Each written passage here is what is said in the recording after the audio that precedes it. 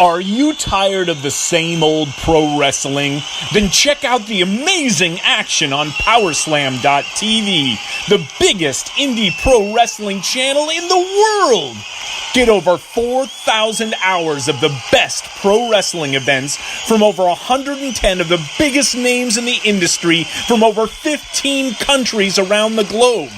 Get your free trial today at Powerslam.tv.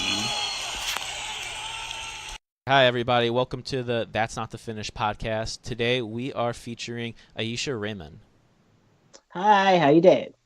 So, along over here, I got my co-hosts, Dom and Dave, and we're going to be asking Ayesha a couple of questions here regarding her time spent in Japan, as well as also training and also competing at the Mae Young Classic, and also on the German scene as well.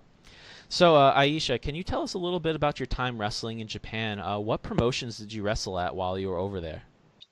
My first tour over in Japan, I was brought over by a company called Essovation, and Essovation booked me in Stardom, Wrestle One, and Sendai Girls. My second tours were for Seedling.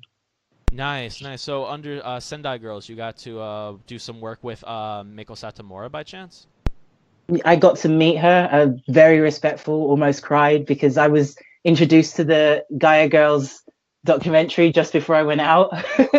So that was my introduction to meeting her in person. It was amazing. Yeah, she's an absolutely amazing individual. I've seen the work that she's done with Sendai Girls as well as also her independent matches. She's really phenomenal. You did Stardom, though. How long did you do Stardom for? What were some of your favorite parts of wrestling in Stardom? My favorite parts of wrestling Stardom was just all the Joshi wrestlers that I got to meet. There was a lot of girls that I was a massive Shimmer fan, especially when I was training. And there was a lot of girls that had been through Shimmer that I had only seen on like video and on tape. So the fact that I saw those girls in person and got to see them work, Hiroyu Matsumoto, who also did the Mae Young Classic last year, this January now. So yeah, last year. When I did the Wrestle One tour with her, it was 10 days of complete Joshi education, and getting to work with her and getting to know her was amazing. Nice. So, like, we also noticed that you had some Japanese characters and stuff on your new T-shirt, which also looks really awesome. So, Thank you you. would say that Japanese culture, in some ways, like, did it just like really inspire you to go to Japan, and did it like inspire your training, like your moveset in a sense? Like, do you use more of like the Japanese strong style? Do you use more of a like the techniques that you learned like while you were in Japan that the Joshi wrestlers use mostly? When I went over, this was a conversation that myself and Alondra Blaze had when I went to the Mae Young Classic, and we both had exactly the same eye-opening experience when it came to wrestling with a lot of the Joshis and just training in Japan. My first ever tour for Japan kind of opened my eyes to a saying that Rob used to say to us a lot of training, Robbie Brookside: if you want this as badly as you do, it's not a hobby, it's not a game, it becomes your lifestyle. It's more than just a career. You eat, live, breathe, and sleep wrestling. And when I went over for Stardom, those exactly what those girls did. They trained from a very young age and breathed, ate, slept nothing but wrestling. And Nane Takahashi and Natsuki Tayo, when they were over there and when they were the trainers, they made sure that the respect of wrestling was installed in them from when they learned. Instead of it just being a 9-to-5 job for them, it was their life, it was their religion. Yeah, it definitely seems that they take the training, everything, like super seriously. Like, I've seen the girls in Stardom, and they train like at like 16 years old, correct? Do they actually go even younger than that by chance?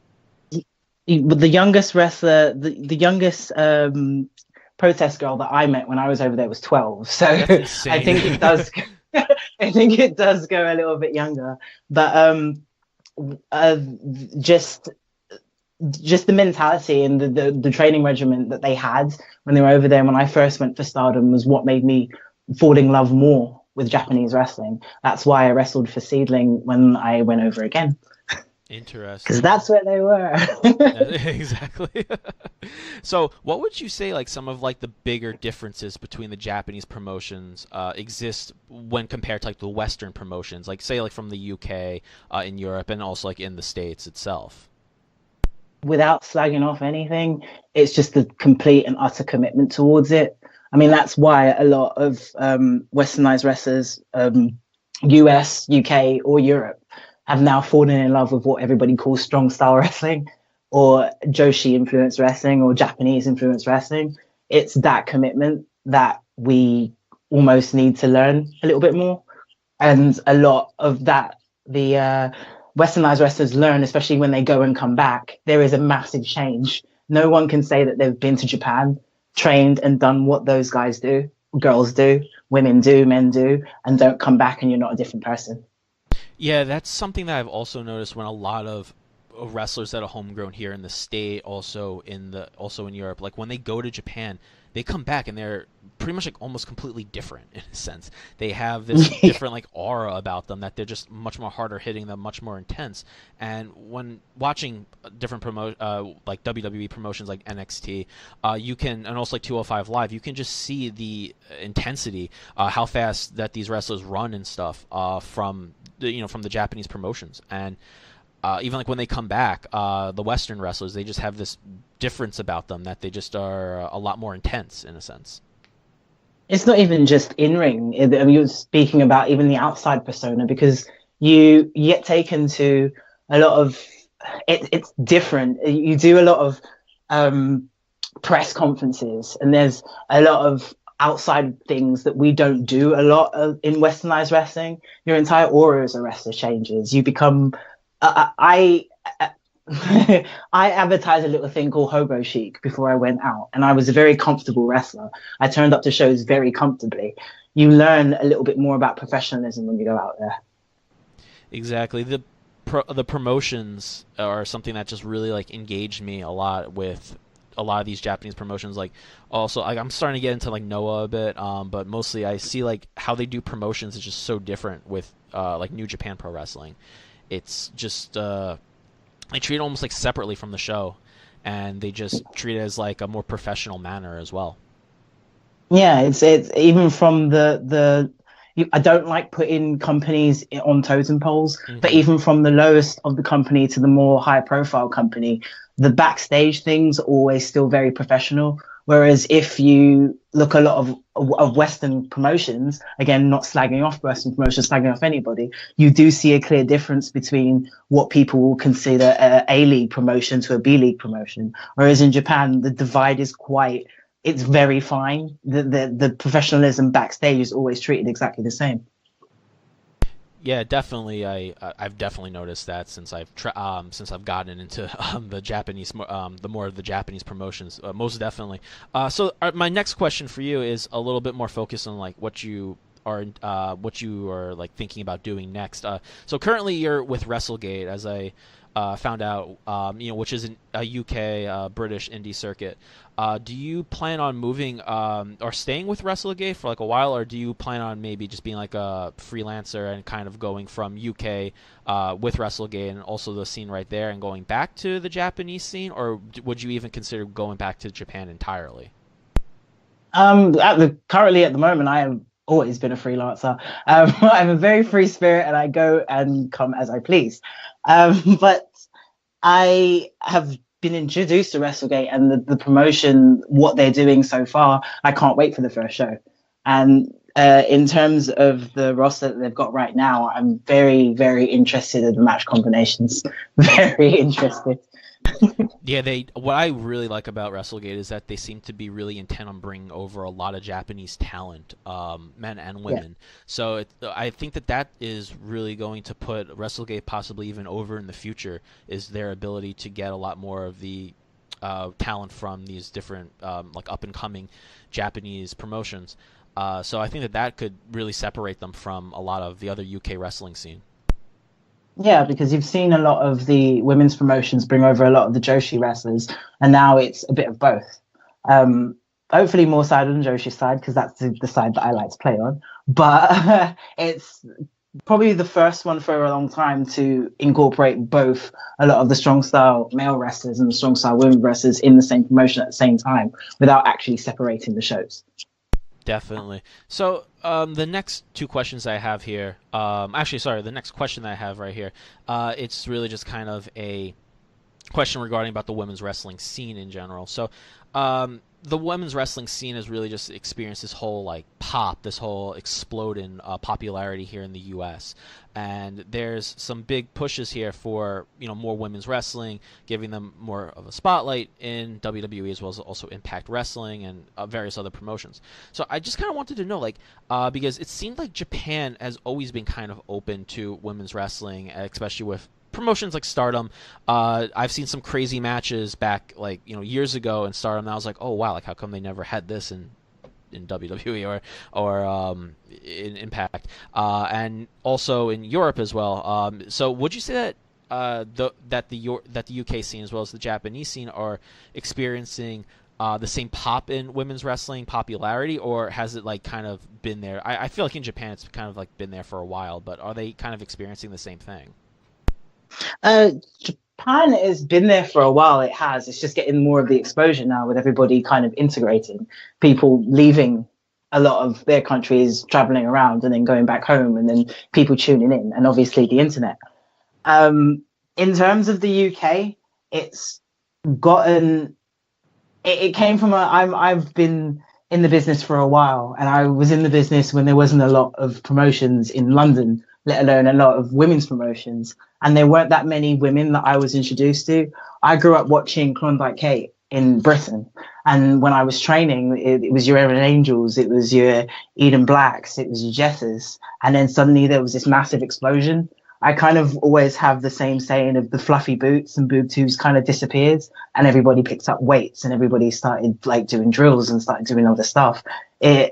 Everybody was athletic back then, but it's kind of where we've always had to work about 10 times harder when it comes to a woman, but it's now we're working 1,000 times harder. Whereas now back then we weren't seen as being a main event, where now the consideration of a WrestleMania female main event is there.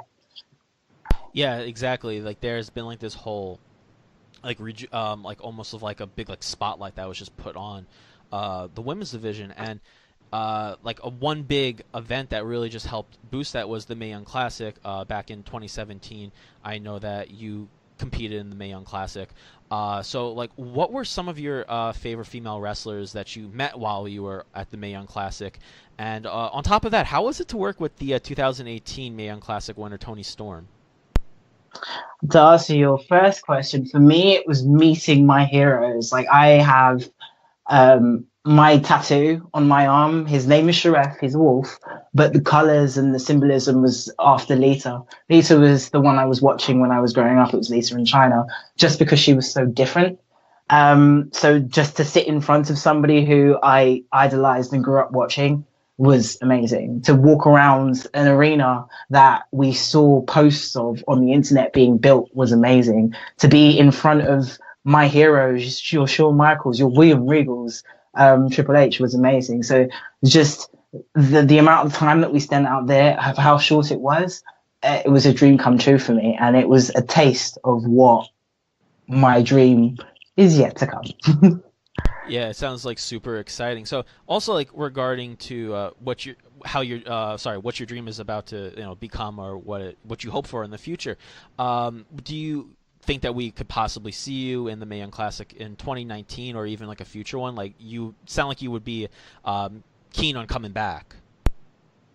Oh, well, hindsight's 2020. So we just kind of, I always deal with life the way Robbie Brookside always told us to deal with life. Just keep doing what you're doing, and life will reward you in the end. Definitely, that's a perfect way of putting it. All right, well, thank you for taking my questions. So I just wanted to point out here that Dave is going to be taking over with some of his questions, and then he's going to be taking the show on from there. So yeah, it was great talking to you. Yay! See ya. Hey Ayesha, how you doing? This is David. Hello, I'm good. How are you? Good, I'm doing great. I want to ask you, just to get back on Robbie Brookside, how was it training under Robbie Brookside in NXT? Well, when I met Rob, I had just left my previous training school. I had met him at All Star Show in Tunbridge, and he was signing autographs. And I had previously sent my stuff off to Drew McDonald, and he had been passed on the stuff because he had taken over being the agent by then. And he walked up to me and went, "You He's like, you know me? I was like, of course I know you. Nice. And from there, we started speaking about his training school in Leicester. And then I started training with him from then and never looked back until he went to NXT, obviously. Right. That's good. That's good. Okay. Do you think you ever see yourself working full time in, let's say, NXT or in the WWE, or would you rather stay like mainly on the UK or indie scene for a while? Like I said, I grew up watching your Litas, your Chinas. Chris Jericho was my hero. It is WE that I was through and through for bled for. So that is the dream. Right, nice. Okay, I see you work in the GWF, German Wrestling Federation. Can you tell Women's us about your champion. right? Nice. Tell us about your time there, and how would you say the wrestling scene in Germany is developing? Like I said, I am the GWF Women's Champion, and wrestling for GWF has been this main stage I had waited for a very long time. I had previously come into GWF about 5 years ago, and just the amount of change that has happened through production, through the roster, through the women. What people have to remember when it comes to when it comes to the women's revolution or the women's wrestler in Germany, it's not just a German audience. They're not just German girls. They're getting girls from Italy, from France, from Austria, from Ireland, from England. So the fact that their roster is actually expanding beyond Germany and it's actually a European roster just gives us a broader audience to kind of choose from, which is why the women's revolution has exploded in the past 2 years. Yeah, I mean, I think we've all seen that the women's evolution has kind of taken over, overseas and even in the States here. Yep. Yeah, it definitely has taken off. Would you say the German scene, the UK scene, is developing at a slow pace, or is it at a more rapid pace right It was kind of slow about 4 years ago, but there was literally like a quick shift about a year and a half, 2 years ago, and now everything's catching up. We're being introduced to a lot of the girls that had been working for ages. A lot of women, a lot of men that had been working for ages. And now our eyes are open to a broader audience globally. So it's literally within the past 2 years, it's sped up. Mm-hmm. Yeah, I've seen it's kind of sped up and kind of taken its course. What are some challenges would you say that pro wrestling promotions face today, let's say in the UK and in Germany? Just the comparisons to other promotions. I mean, in all honesty, what we have to try not to do is compare. Instead of comparing builds. A lot of the downfalls that some promotions have or a lot of companies have is they try and compare themselves to your A league promotions, but instead of building from what they have from the ground up and becoming that A league promotion or A B league promotion. Right. Okay, so let's just switch gears. At your next upcoming WrestleGate event, you're facing your opponent, you. What do you think of your opponent right now? I think she's amazingly impressive. Like I said, I'm in love with the Japanese audience. I love wrestling all the Joshi girls. And we've met once, we've crossed paths once, but we've never actually wrestled in the ring. So again, this will be the debut for both of us in this promotion and the first off of one-on-one. So anything can be expected. Right, nice. That's awesome. Okay, last question. Who are you hoping to face, let's say, in the future? Or do you favor going up against, let's say, Joshi talent wrestlers, or do you prefer somebody else?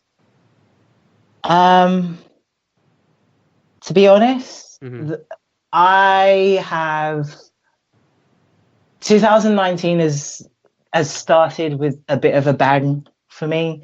In terms of a bang, it's kind of a life shocker. So, in all honesty, my next challenge, I would love to face Sweet Soraya. Nice. All right, so that's the end of my questions. I'm gonna pass it off to Dom. He's got a couple questions for you. Hey, how's it going? Hello, how you doing? The I'm feedback good. lagged. I was like, are you still there? Yes. You worked for quite a few different promotions throughout your career so far. What are some of like the favorite promotions that you've worked for? Um, in all honesty, getting called back for Seedling was amazing. When Natsuki Teo and Nane Takahashi, even Yoshiko left Stardom, I thought I'd never see them again. So getting called back for Seedling last year in July was amazing. My ROH promotion, my ROH promotion debut, that was a shocker in itself because I got that when I was in Japan. So the fact that I was in Japan and announced for ROH was even more. And obviously being GWF Women's Champion, I've seen that company grow from something 5 years ago to the mega promotion it is now in Germany. You're doing work with WrestleGate. Is there any other promotions that you would like to be doing work with at the current time, or are you? I am now on the path to literally kick down every door at any promotion that I haven't been through, whatever country it is, whatever continent it may be. And if you want to book me on Mars, there you go. Who are some of the wrestlers that like inspired you to get into pro wrestling? Chris Jericho.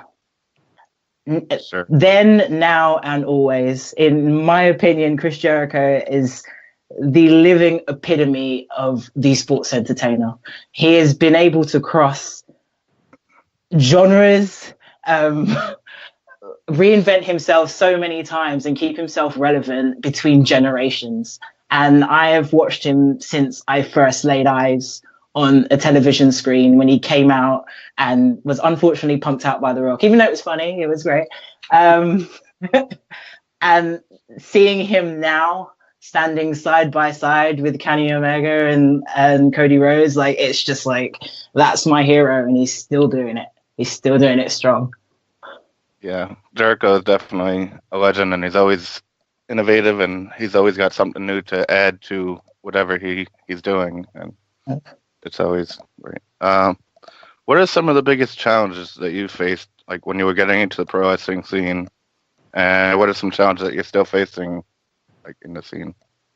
For me personally, it's always been visually my body image. When I came in, I was quite big. I was a lot bigger, and at the same time, I almost mirrored Amazing Kong or Awesome Kong, and the metamorphosis of changing when I went to Japan, my fitness, just being held in that stigma of always kind of being a machine, or being held in that stigma of always being a big girl. I just don't like the label that my body image puts out. I can be big, I am strong, I'm athletic, but I also am fast. I never like the mirror image of what my physicalness kind of puts out towards others. That's all. What's some advice that you would give to aspiring female wrestlers and other people that are trying to get into wrestling? I was always taught eyes open, mouth closed, ears open. But what I've learned is, as right as that is, what I've learned is as many people will try and give you as much advice as humanly possible. You hear a lot of stories, you'll hear a lot of instructions, but the only person who knows what's best for you at the end of the day is you, because you're the one that has to breathe, live your life, and wake up with those bumps every morning. So unless you genuinely want to make that decision, then don't make it. If it didn't come from you, then it's not yours. That's great. That's it for what I have. Thank you very much for your time. Thanks for all your answers. You're welcome. So I'm just going to wrap up right here. So thank you so much, Ayesha, for coming on to the show. It was an absolute pleasure to have you on. This was the first time I ever heard somebody say you can book me on Mars. So, I mean, we might very well be seeing a wrestling match on Mars. I hope that you'll be the first woman to do that. Intergalactic superstar, baby. That's exactly. Right. All right. So good luck in your match. We wish you the very best, and thank you so much for tuning in to That's Not the Finish, and we'll catch you next time.